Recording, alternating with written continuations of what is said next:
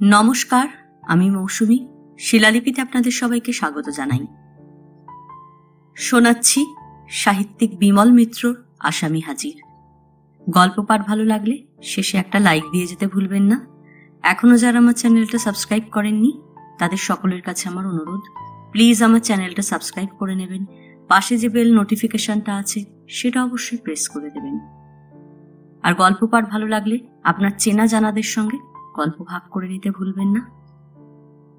আজ উপন্যাসের ২০ পর্ব। একদিন বিয়ের আগে নয়নতারা এই দিনগুলোর কথাই কল্পনা করত। তখন সবে এখানে বিয়ের সম্বন্ধ হচ্ছিল। বাবা মার কথাবার্তার টুকরো কথাগুলো মাঝে মাঝে কানে আসত। নবাবগঞ্জের জমিদার, অনেক ধন সম্পত্তি তাদের একমাত্র ছেলে, স্বাস্থ্যবান, সুন্দর, সুপুরুষ। বাবা নিজে গিয়ে দেখে এসে মাকে সব বর্ণনা দিচ্ছিল।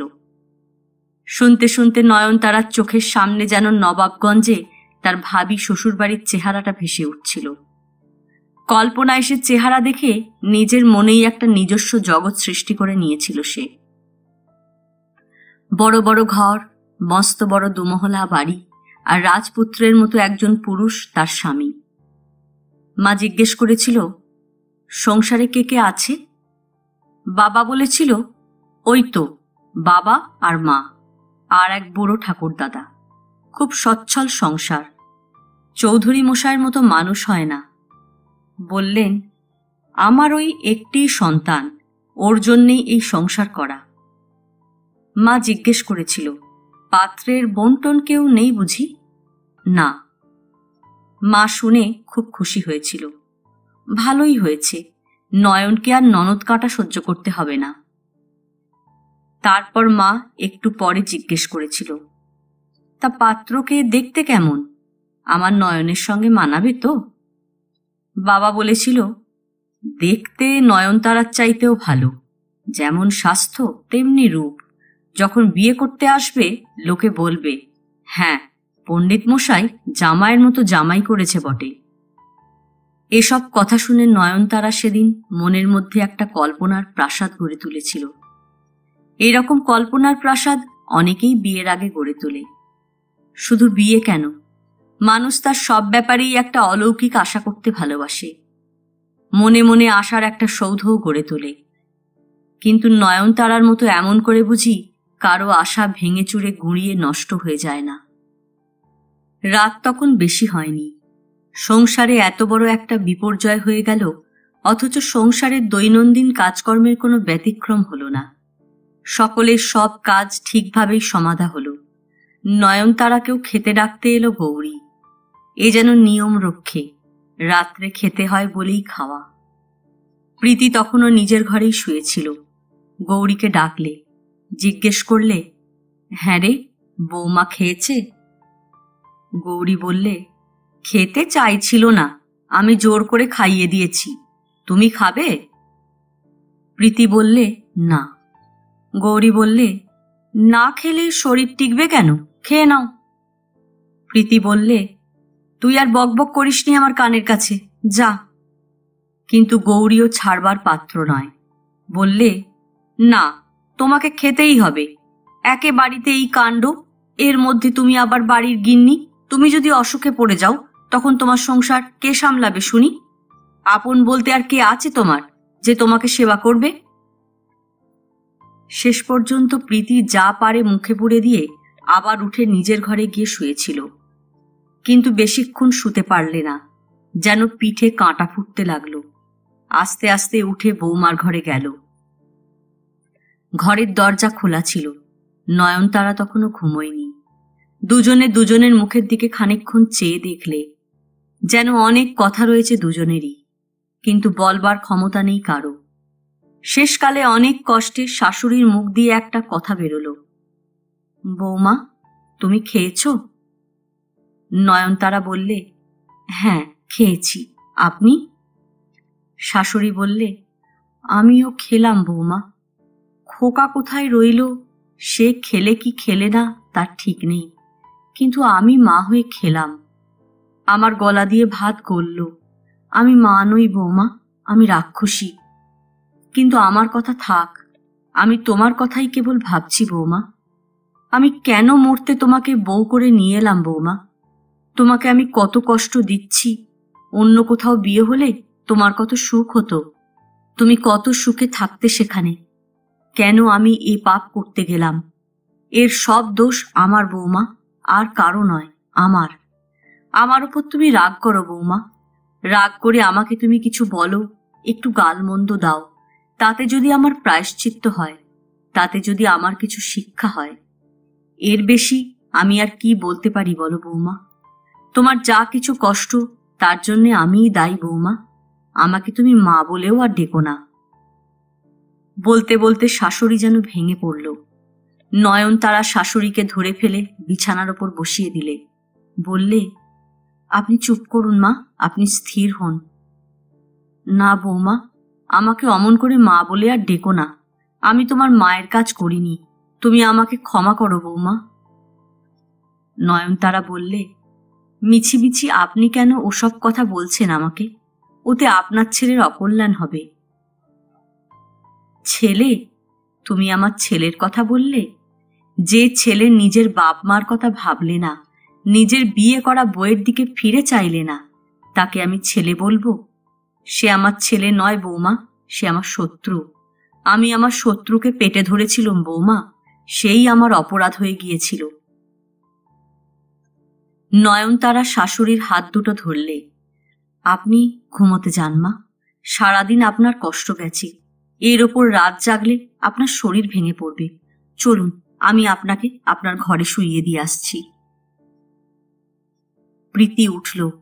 বৌমা তাকে আদর করছে, এটা তার বড় ভালো লাগলো। এমন লক্ষ্মী বউ পেও কিনা খোকা তার মর্যাদা দিলে না। হাতের লক্ষ্মী এমন করে পায়ে ঠেললে কি তারই ভালো হবে? তা যদি হয় তাহলে তো ভগবানও মিথ্যে। ভগবানের পৃথিবীতে এই চন্দ্র, সূর্য, গ্রহ, নক্ষত্র, তাও তো মিথ্যে। বৌমা, নয়নতারা শাশুড়িকে তার নিজের ঘরের ভেতর নিয়ে যেতে যেতে বললে, বলুন মা। তোমার যদি রাত্রিরে একলা শুতে ভয় করে তো তুমি আজ আমার কাছে শোবে? তোমার শ্বশুর তো বাড়িতে নেই। নয়নতারা বললে, না মা, আমার একলা শুতে ভয় করবে না। তাহলে তুমি যদি বলো আমি তোমার ঘরে গিয়েও শুতে পারি। নয়নতারা শাশুড়িকে তার ঘরের বিছানায় শুইয়ে দিয়ে বললে, না মা, তার দরকার হবে না। আপনি কিচ্ছু ভাববেন না, আমার একলা শোয়ার অভ্যেস হয়ে গেছে। শুধু প্রথম দিনটা একটু ভয় পেয়ে গিয়েছিলুম। শাশুড়ি তখন বিছানায় শুয়ে আর নয়নতারা তার সামনে দাঁড়িয়ে। নয়নতারা বললে, আমি আলো নিভিয়ে দেব মা? না বৌমা, তোমাকে কিছু করতে হবে না, গৌরী আছে, খেয়ে উঠে সেই সব করে দেবে। নয়নতারা বললে, তাহলে আমি আসি মা? হ্যাঁ এসো, যদি তোমার ঘুম না আসে তো আমাকে ডেকো, বুঝলে? নয়নতারা তার নিজের ঘরের দিকেই চলে আসছিল। শাশুড়ি আবার ডাকলে, বৌমা। নয়নতারা আবার ফিরল। বললে, আমাকে ডাকছেন মা?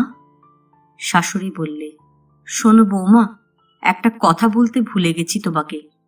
খোকাকে তো জেলে ধরে নিয়ে গেছে, কবে ফিরবে তাও জানি না, আর কোনোদিন ফিরবে কিনা তারও ঠিক নেই। প্রকাশ তো গেছে থানায়, টাকাও নিয়ে গেছে, এখনো তো ফিরল না। তোমার শ্বশুরও বাড়িতে নেই। তুমি আমার এই চাবিটা তোমার কাছে রেখে দাও। চাবি? আমি চাবি নিয়ে কি করব মা? তুমি এ বাড়ির বউ, আমি মারা গেলে তখন তো তোমাকেই এ সংসারের ভার নিতে হবে বৌমা। তুমি ছাড়া আর তো কেউ নেই যার হাতে সব ভার দিয়ে নিশ্চিন্তে যেতে পারি। নয়নতারা বলে উঠল, আপনি কি সব বলছেন মা? আপনার কি হয়েছে যে আপনি এইসব কথা এখন বলছেন? আমি চাবি নেব না। বলে একটু দূরে সরে এলো, কিন্তু শাশুড়ি ছাড়লে না। নিজের আঁচল থেকে চাবির গোছটা খুলে জোর করে নয়নতারার হাতে পুরে দিলে। বললে, তুমি এটা নিজের কাছে রাখো বৌমা। আমি বলছি তোমাকে, আমি তোমার গুরুজন, আমার কথা অমান্য করতে নেই, তুমি রেখে দাও। নয়নতারা চাবিটা নিলে, নিয়ে বললে, কিন্তু কেন আপনি অত ভাবছেন মা? আপনার তো কিছুই হয়নি, আপনি মিছিমিছি ভয় পাচ্ছেন। শাশুড়ি বললে, যদি তেমন কিছু না হয় তো ভালোই, তখন তোমার কাছ থেকে না হয় আবার আমি চাবি চেয়ে নেব। কিন্তু আমি যা বলছি তোমাকে তা মিথ্যে নয় বৌমা। তুমি জানো না, আমার সব সময় বুক ধড়ফড় করে, আমি মাঝে মাঝে টলে পড়ে যাই, কেউ জানে না। যদি তেমন কিছু বিপদ হয় তখন আমার এই সংসার তুমি ছাড়া আর কে দেখবে বৌমা? এ সংসারের হাতা বেড়ি খুন্তিটা পর্যন্ত যে আমার মায়ার জিনিস, যখন যেখানে গেছি কিনে এনেছি। তুমি জানো না, এ আমার বড় সাধের সংসার বৌমা। আমার বড় সাধ ছিল ছেলের বিয়ে দিয়ে আমি ঘরে বউ আনবো, এমন বউ আনবো যে লক্ষ্মী প্রতিমার মতো সারা বাড়ি আলো করে রাখবে, নাতি নাতনিতে বাড়ি একেবারে ভরে যাবে। সেসব একটা স্বাদও আমার মিটল না। বোধহয় এ স্বাদ আর জীবনে কখনো মিটবে না। হঠাৎ গৌরী এসে ঢুকল, বললে, কি বৌমা তুমি এখানে? নয়নতারা বললে, মা আমাকে এই চাবিটা দিলেন। প্রীতি বললে, গৌরী, কাল সকালে ভাঁড়ারের চাবি বৌমার কাছ থেকে চেয়ে নিবি, কাজ হয়ে গেলে আবার বৌমাকে ফিরিয়ে দিবি। গৌরীও অবাক, বললে, কেন বৌদি, তুমি নিজের কাছে চাবি রাখবে না? নয়নতারা বললে, ওই দেখো না গৌরী পিসি, মা সব কি অলক্ষণে কথা বলছেন উনি আর বাঁচবেন না, আমার হাতে জোর করে চাবির গোছা গছিয়ে দিয়েছেন। প্রীতি বললে, না রে গৌরী, আমি যা বলেছি ঠিকই বলেছি, আমি আর বেশি দিন বাঁচব না রে। এখন থেকে বৌমাই তোদের সংসার চালাবে, বৌমার কাছ থেকেই তোরা চাবি চেয়ে নিস। গৌরী পিসি প্রীতির দিকে চেয়ে ধমক দিয়ে উঠল, বললে, তুমি থামো তো বৌদি, সারাদিন না খেয়ে খেয়ে তোমার এই রকম হয়েছে। তখন কত বললুম খেয়ে নাও খেয়ে নাও, তা তো শুনলে না। এখন বুক ধরপত্র করবেই। আর কথা বলতে হবে না, এখন ঘুমোতে চেষ্টা করো, আমি আলো নিভিয়ে দিচ্ছি। তারপর নয়নতারার দিকে চেয়ে বললে, তুমিও শুয়ে পড়োগে যাও বৌমা, তুমি কেন এখানে দাঁড়িয়ে দাঁড়িয়ে কষ্ট করবে? আমি তো আছি, আমি আজ এই ঘরের মেঝেতেই বিছানা করে নেব, তুমি তোমার ঘরে গিয়ে ঘুমিয়ে পড়োগে। নয়নতারা বললে, কিন্তু এই চাবি? গৌরী পিসি বললে, চাবিটা তোমার কাছেই রেখে দাও, একটু সাবধানে রেখো, ওই চাবির মধ্যেই এ বাড়ির সব। কাল বিষ্টুর মা এলে আমি তোমার কাছ থেকে চাবি চেয়ে নেব, যাও। নয়নতারা চাবিটা নিয়ে তার শাড়ির আঁচলে বেঁধে নিজের ঘরের দিকে চলে গেল। তারপর নিজের বিছানায় গিয়ে শুয়ে পড়ল। সমস্ত রাতই কেমন যেন আধো ঘুম আধো জাগা অবস্থায় কাটল নয়নতারার। সারাটা বাড়ি নিস্তব্ধ। এইসব নিস্তব্ধতার মধ্যে এতদিন কেবল কেষ্টনগরের কথাই মনে পড়ত তার। কেবল মনে পড়ত বাবার কথা আর তার সঙ্গে মার কথা। বিয়ের আগে মা কি বলতো, মা কি করত, কিন্তু সেদিন আর তা মনে পড়ল না। শুধু মনে পড়তে লাগলো নবাবগঞ্জের এই বাড়িটার কথা, তার এই শ্বশুর বাড়ি, শ্বশুরের কথা, শাশুড়ির কথা। যেন একটু মায়া হতে লাগলো শাশুড়ির জন্য। সত্যিই তো, তাদের ছেলের অপরাধের জন্য শ্বশুর শাশুড়ির কি দোষ? প্রথম দিন থেকে তারা তো এতটুকু অনাদর করেনি নয়নতারাকে, বরং নয়নতারা কিসে খুশি হয় সেই চেষ্টাই করে এসেছে বরাবর। অন্ধকারে শুয়ে শুয়েই একসময় মনে হলো যেন ভোর হচ্ছে। দূর থেকে মুরগির ডাক কানে এলো, সত্যিই বোধহয় সকাল হয়ে এলো। নয়নতারা আস্তে আস্তে উঠল, উঠে ঘরের বাইরের বারান্দায় গিয়ে দাঁড়ালো। পাশে শাশুড়ির ঘরের দরজা তখনও বন্ধ, কেউ কোথাও নেই। সকালবেলা কটার সময় থেকে বাড়ির কাজ শুরু হয় তাও সে জানে না, অথচ তার কাছেই ভাড়ারের চাবি। নয়নতারা আবার তার নিজের ঘরের দিকে চলে আসছিল। হঠাৎ পেছন থেকে ডাক এলো, উঠে পড়েছ বৌমা? নয়নতারা পেছন ফিরে দেখল গৌরী পিসি। গৌরী পিসি বললে, দাও চাবিটা দাও, দিদি এখনো ওঠেনি, ঘুমোচ্ছে। নয়নতারা জিজ্ঞেস করলে, মা কেমন আছে এখন? গৌরী পিসি বললে, সারা রাতের পর এখন একটু ঘুমোচ্ছে। তুমি তৈরি হয়ে নাও, বিষ্টুর মা এখনই এসে উনুনে আঁচ দেবে। এখন থেকে ভাঁড়ার বের না করলে আবার ওদিকে দেরি হয়ে যাবে। বলে চাবি নিয়ে তার নিজের কাজে চলে গেল। নয়নতারা গা ধুয়ে কাপড় কেচে স্নান করে যখন রান্নাঘরে এসে দাঁড়ালো তখন দেখলে বিষ্টুর মা আর গৌরী পিসি ততক্ষণে অনেক কাজ সেরে ফেলেছে। নয়নতারা বললে, আমাকে কিছু কাজ দাও পিসি, একলা তুমি সব পারবে না, আমি তৈরি হয়ে এসেছি। গৌরী পিসি বললে, তুমি তোমার ঘরে যাও বৌমা, আমি তোমার ঘরে জলখাবার দিয়ে আসছি। নয়নতারা বললে, কেন, আমার এখন খিদে পায়নি, তোমার যদি কিছু কাজ থাকে বলো, আমার তো কোনো কাজ নেই, চুপ করে ঘরে বসে থাকতে আমার ভালো লাগছে না। গৌরী পিসি বললে, বসে থাকতে ভালো লাগছে না বলে তুমি এই ধোঁয়ার মধ্যে বসে থাকবে? তা যদি ভালো লাগে তো এই পিঁড়িটা নিয়ে বসো। গৌরী পিসি আর বিষ্টুর মা দুজনে দুহাতে কাজ করছে। নয়নতারা বসে বসে দেখতে লাগলো সব। জল খাবার গেল চণ্ডী মণ্ডপে, যাবে দোতলায় কৈলাস গোমস্তার কাছে। কর্তাবাবুর অসুখ, তাই তার কাছে যাওয়ার কথা ওঠে না। তারপর দিনু আছে, বংশীঢালিরা আছে। জল খাবার পাটের পর ভাত ডাল তরকারি। বিষ্টুর মা রাঁধছে আর তরকারি কুটছে গৌরী পিসি। সারা বাড়ির লোক খাবে, অথচ রান্না করার লোক কম। প্রতিদিন এমনি করেই চলে এসেছে, এমনি করেই হয়তো আবহমান কাল ধরে চলবে। নয়নতারাও এদেরই একজন হয়ে গেছে এখন। তার জীবনও একদিন এই সংসারের সঙ্গে মিলে মিশে একাকার হয়ে যাবে। হঠাৎ হইচই আওয়াজ করতে করতে প্রকাশ মামা এসে বাড়ির মধ্যে ঢুকল। বললে, কই দিদি কোথায়? দিদি, দিদি।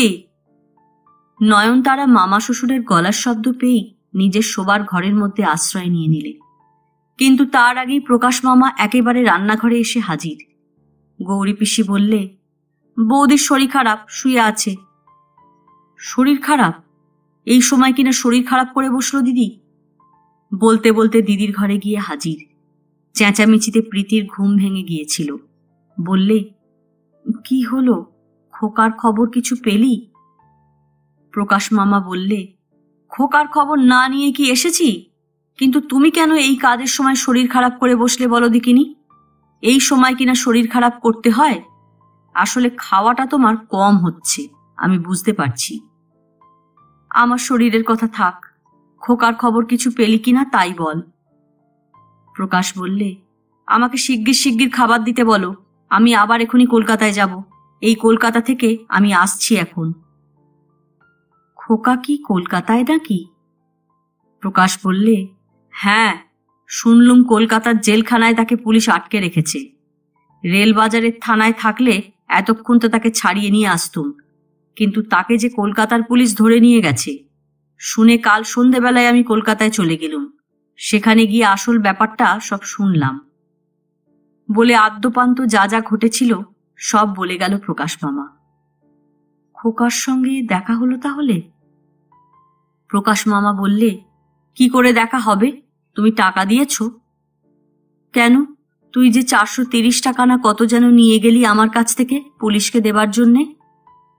সে টাকা তো কিছু গেল রেলবাজারের পুলিশকে দিতে, তারপর আছে আমার রেলের যাতায়াতের ভাড়া, খাই খরচ, বাকি কটা টাকা রইল। কিন্তু কলকাতার পুলিশকে কি ওই কটা টাকায় খুশি করা যায়? আরো 100-5 লাগবে, তার কমে তারা কথাই বলবে না। তুমি টাকাটা জোগাড় করো, আমি ততক্ষণে খেয়ে নি, তারপর ট্রেন ধরে আবার এক্ষুনি কলকাতায় ছুটতে হবে। প্রীতি বললে, তা খোকাকে পুলিশ ছাড়বে তো? প্রকাশ বললে, তুমি বলছো কি দিদি, টাকা ছড়ালে কলকাতায় বাঘের দুধ পাওয়া যায়, আর খোকাকে ছাড়িয়ে আনতে পারবো না? আর তাছাড়া খোকা তো আর সত্যি সত্যি ডাকাতি করেনি, ডাকাত ভেবে তাকে ভুল করে ধরে নিয়ে গেছে। এখানেই ছেড়ে দিত শুধু টাকার যা তোয়াক্কা, টাকাটা দিলেই সুরসুর করে তারা ছেড়ে দেবে। নাও, চাবি দিয়ে তোমার সিন্দুক খোলো, কটা টাকা আছে বার করো। প্রীতি বললে, চাবি আমার কাছে নেই, বৌমাকে দিয়েছি। কেন, বৌমার কাছে কেন? তা এখন থেকে তো বৌমাই সব দেখবে, বৌমাই তো একদিন এই সংসারের গিন্নি হবে, এখন থেকে আমি তার হাতেই সব ছেড়ে দিয়েছি। প্রকাশ মামা বললে, ঠিক আছে, ততক্ষণ বৌমার কাছ থেকে চাবি চেয়ে নিয়ে তুমি টাকাটা বার করে রাখো, আমি ততক্ষণ চান খাওয়া করে নিই। বলে প্রকাশ মামা কুয়োতলার দিকে চলে গেল। তারপর নয়নতারা আবার শাশুড়ির ঘরে এলো। বললে, মা। কি বৌমা, কেমন আছেন এখন? সে কথার উত্তর না দিয়ে প্রীতি বললে, জানো বৌমা, খোকার খোঁজ পাওয়া গেছে। এই এক্ষুনি প্রকাশ এসে বলে গেল। আসলে তাকে মিছিমিছি সন্দেহ করে ধরে নিয়ে গেছে। ডাকাতরা কালীগঞ্জের জমিদারের পোড়ো বাড়িতে লুকিয়েছিল তো, তা খোকাও সেখানে গিয়েছিল। পুলিশ ভেবেছে ও বুঝি তাদের দলের লোক, তাই ওকেও ধরে নিয়ে গেছে। নয়নতারা বললে, আমি সব শুনেছি মা, কিন্তু উনিই বা কালীগঞ্জের সে পোড়ো বাড়িতে গিয়েছিলেন কেন? ডাকাতরা না হয় লুকিয়ে থাকবার জন্য গিয়েছিল, কিন্তু উনি সেখানে কি করতে গিয়েছিলেন? প্রীতি বললে, তুমি তো সব জানো না বৌমা, সে অনেক কথা। সেই ব্যাপারের পরই তো খোকা ওই রকম হয়ে গেল। ও তো বিয়ে করতেই চায়নি ওই জন্যে। কিন্তু সেই কালীগঞ্জের বউ, সে কে? প্রীতি বললে, আস্তে আস্তে তুমি সবই জানতে পারবে বৌমা। পাগল আর কাকে বলে?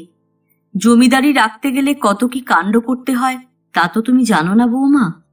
আমার বাবাও ভাগলপুরের জমিদার। আমি ছোটবেলা থেকে ওসব দেখে এসেছি। আমার ওসব শুনে কিছু মনে লাগে না, কারোরই মনে লাগে না। কিন্তু খোকা হয়েছে সৃষ্টি ছাড়া ছেলে আমার। প্রকাশ মামার ততক্ষণে খাওয়া দাওয়া সারা হয়ে গিয়েছে।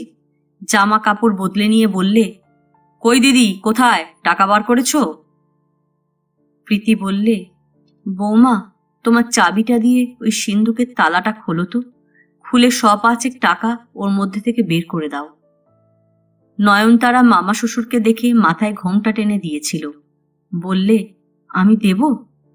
দাও না, দিতে দোষ কি? একদিন তো এসব একলা তোমাকে করতে হবে, তখন তো আমি থাকবো না। প্রকাশ মামা বললে, হ্যাঁ দিদি ঠিক বলেছে, এখন থেকে সব প্র্যাকটিস করে নাও বৌমা, একদিন তো এই সমস্ত তোমাকে ম্যানেজ করতে হবে। নয়নতারা কিছু না বলে চাবি দিয়ে সিন্দুকটা খুললে। তারপর সিন্দুকের ভেতরে হাত ঢুকিয়ে দিলে। হাতে যেন কত কি ঠেকল। নয়নতারার মনে হলো যেন অনেক টাকা, অনেক সোনা, অনেক রূপো, অনেক হিরে, অনেক জহরতের স্পর্শে তার সমস্ত শরীর থরথর করে কেঁপে উঠল। বিয়ের আগে যে রোমাঞ্চের স্বপ্ন সে দেখেছিল তা সে পায়নি, কিন্তু তার বদলে আর এক জগতের আর এক ধরনের রোমাঞ্চের আস্বাদ পেয়ে তার বিস্ময়ের যেন শেষ রইল না। এত টাকা এদের, এত ঐশ্বর্য!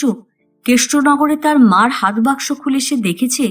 অনেক সময় কাজে অকাজে তার ভেতর থেকে টাকা পয়সাও সে বার করে দিয়েছে। কিন্তু সে আর এ যে অগাধ, এ যে অপরিসীম, এ যে অনন্ত! এত টাকা এবারের কোথা থেকে এলো? সে নিজেই একদিন এই সমস্ত কিছুর মালিক হবে নাকি? এ টাকা কেমন করে উপার্জন করলে এরা? এও কি সেই কালীগঞ্জের জমিদারকে ঠকিয়ে পাওয়া সেই কপিল পায়রা পোড়া মানিক ঘোষ আর ফটিক প্রামাণিককে শোষণ করার সঞ্চয়, যার বিরুদ্ধে প্রতিবাদ করে তার স্বামী আজ বাড়ি ছেড়ে চলে গেছে? এসে পর্যন্ত যাদের নাম সে কানাঘুষোয় শুনতে আরম্ভ করেছে, এ সমস্তই কি তাদের নাকি? কই বৌমা, পেলে না? তাড়াতাড়িতে নয়নতারা একটি ছোট কৌটো বার করলে। আগাগোড়া রূপোর কাজ করা। ডালাটা খুলতেই দেখলে অনেক মোহর তার ভেতরে। ওটা না, ওটা না, বাঁদিকে হাত বাড়িয়ে দেখো, একটা কাঠের বাক্স আছে, সেইটে বার করো, তার ভেতরে কাগজের নোট আছে। এবার রূপোর বাক্সটা রেখে দিয়ে বাঁদিকে হাত ঢোকালো নয়নতারা। বাঁদিকে বাক্স একটা নয়, অনেকগুলো ছিল। তারই মধ্যে একটা বাক্স বেছে নিয়ে ডালাটা খুললে। তাতেও অনেক টাকা থাক থাক সাজানো। শাশুড়ি বললে, হ্যাঁ ওই বাক্সটা, ওর থেকে টাকা গুনে বার করে দাও। এক এক করে নয়নতারা টাকাগুলো গুনতে লাগলো। 10 টাকা, 5 টাকা, 1 টাকার নোট সব। অত তাড়াতাড়ি গোনা কি সোজা? কত প্রজার রক্ত শুষে তবে এগুলো কাগজের নোটে রূপান্তরিত হয়েছে। এই টাকা দিয়ে নয়নতারা একদিন আরো জমি কিনবে। সে জমিতে যারা ফসল ফলাবে তাদের খাটিয়ে নয়নতারা আরো টাকা করবে। সে টাকা সবই এনে সে জমা করবে এই সিন্ধুকে। সেদিন নয়নতারা শ্বশুরও থাকবে না, শাশুড়িও থাকবে না। তখন এই টাকা দিয়ে সে তার শাশুড়ির মতো হিরে পান্না বসানো সীতাহার গড়াবে, ছেলের বিয়ে দিয়ে নতুন বউ আনবে। তখন নয়নতারা নিজেও শাশুড়ির মতো অসুখে পড়বে, আর নতুন বউ তখন আবার এই সিন্ধুকের চাবি নিয়ে আঁচলে বাঁধবে। এমনি করে এক একজনের বাড়িতে টাকার পাহাড় জমবে, আর কপিল পায়রা পোড়া মানিক ঘোষ আর ফটিক প্রামাণিকেরা বারোয়ারি তলায় অসত্য গাছের ডালে গলায় দড়ি দিয়ে ঝুলে আত্মহত্যা করবে। কই বৌমা, কত হলো? 500 টাকা গুনতে তোমার এত দেরি হচ্ছে কেন? প্রকাশ মামা চেঁচিয়ে উঠল, মোটে 500 টাকা? 500 টাকাতে কি হবে শুনি? 500 টাকা তো শুধু পান খাওয়াতেই খরচ হয়ে যাবে, তার উপর আমার যাতায়াত, খাওয়া, থাকার হোটেল খরচ আছে। একে তুমি রেল বাজারের পুলিশ দারোগা পেয়েছো যে 500 টাকায় হবে? কলকাতার পুলিশ, তারা 500 টাকায় কথাই বলবে না। শাশুড়ি বললে, আচ্ছা বৌমা, তাহলে 1000 টাকাই দিয়ে দাও পুরো, কিন্তু তোকে পুরো টাকার হিসেব দিতে হবে, তা বলে রাখছি। প্রকাশ মামা বললে, হিসেব? হিসেব কি তোমাকে আমি কখনো দিইনি যে হিসেব দেবার কথা তুমি আজ বলছো? তুমি আমাকে যত টাকা দিয়েছো তার সব হিসেব তো আমি তোমাকে পাই টু পাই দিয়ে দিয়েছি। দিইনি? তুমি বলো দিইনি? আচ্ছা, পুরোপুরি 1000 টাকাই দিয়ে দাও। শেষকালে তোর জন্য দেখছি তোর জামাইবাবুর কাছে আমাকে ধরা পড়ে যেতে হবে একদিন। নয়নতারা 1000 টাকার নোটের গোছাটা মামা শ্বশুরের হাতে দিতেই প্রকাশ মামা সেটা পকেটে পুরে ফেললে। দিদি বললে, ও কি রে, টাকা গুনে নে, গুনে নিলি নে? প্রকাশ মামা তখন টাকা পেয়ে যেতে পারলে বাঁচে। বললে, টাকা গুনে কি হবে, বৌমা তো নিজে গুনেছে, বৌমা কি আর আমাকে ঠকাবে বলতে চাও? বলে বাইরে চলে গেল এক দৌড়ে। টাকা পকেটস্থ হয়ে গেছে যখন, তখন আর কে তাকে দেখে? এখান থেকে সোজা রেল বাজারে যেতে হবে। সেখান থেকে প্রথম কাজ পোস্ট অফিসে যাওয়া। পোস্ট অফিসে গিয়ে ভাগলপুরে বইয়ের নামে টাকা মানি অর্ডার করতে হবে। সেখানে ছেলে মেয়ে বউকে অনেকদিন কিছু পাঠাতে পারা যায়নি, তারা উপোস করে আছে এতদিন। এইবার এর থেকে অন্তত 100 সেখানে না পাঠালে ঠিক হবে না। তারপরে রানাঘাটের সদরে রাধার বাড়িতেও অনেকদিন ঢু মারেনি, সে তো টাকার জন্য হন্যে হয়ে বেড়াচ্ছে। তারপর অনেকদিন ফুর্তির প্রাণ গড়ের মাঠ করা হয়নি। একটু আদ্রু ফুর্তি না করলে মন মেজাজি বা ঠিক থাকবে কেন? জীবনে একটু ফুর্তির ছিটে ফোঁটা না মিলল তো বেঁচে থেকে ফয়দাটা কি? কলকাতায় গিয়েই একটা আড্ডায় বসে মা কালী মার্কা বোতল গলায় ঢালাই হবে প্রথম কাজ। তারপর কলকাতা শহর।